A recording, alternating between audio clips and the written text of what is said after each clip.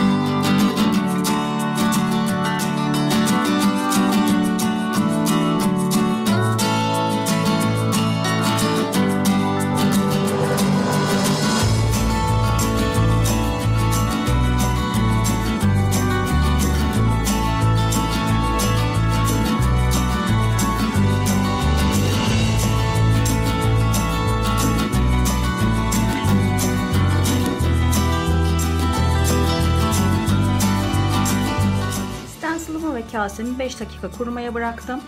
Şimdi diğer şeklimi boyayacağım. Şuradan da bir destek sağlıyorum ki kayma olmasın diye.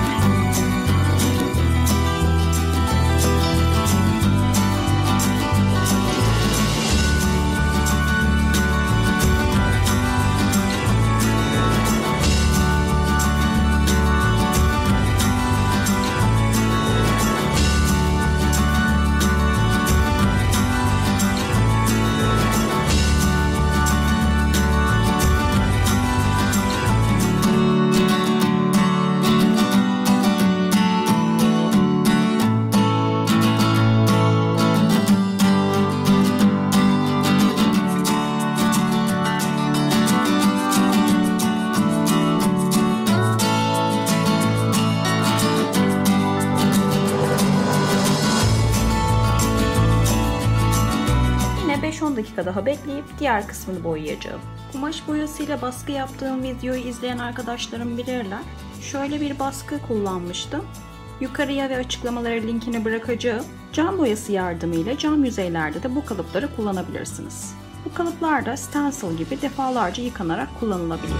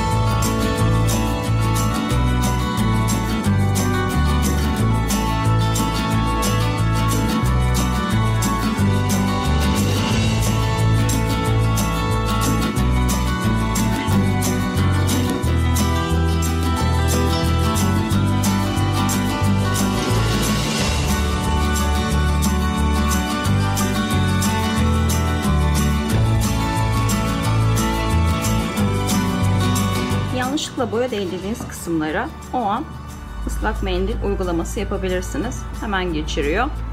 Daha fazla kurumadan temizliyoruz.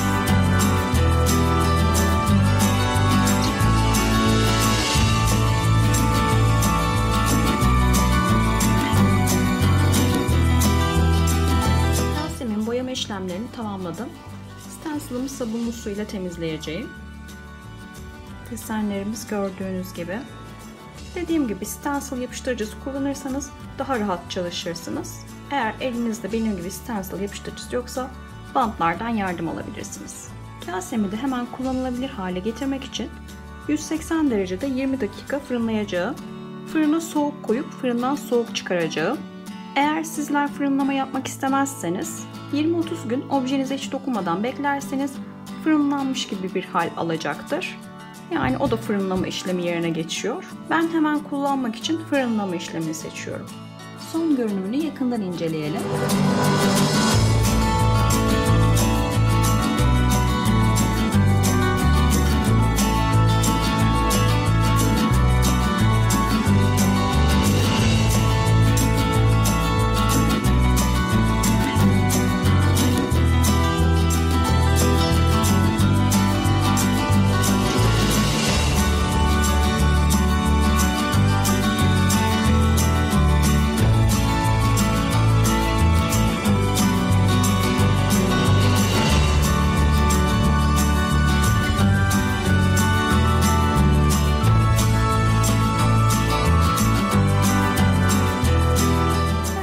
Arkadaşlar bugün de bir videonun daha sonuna geldik. Videomu izlediğiniz için hepinize teşekkür ederim. Bir sonraki videoda görüşmek üzere. Hoşça kalın, sağlıklı, mutlulukla kalın.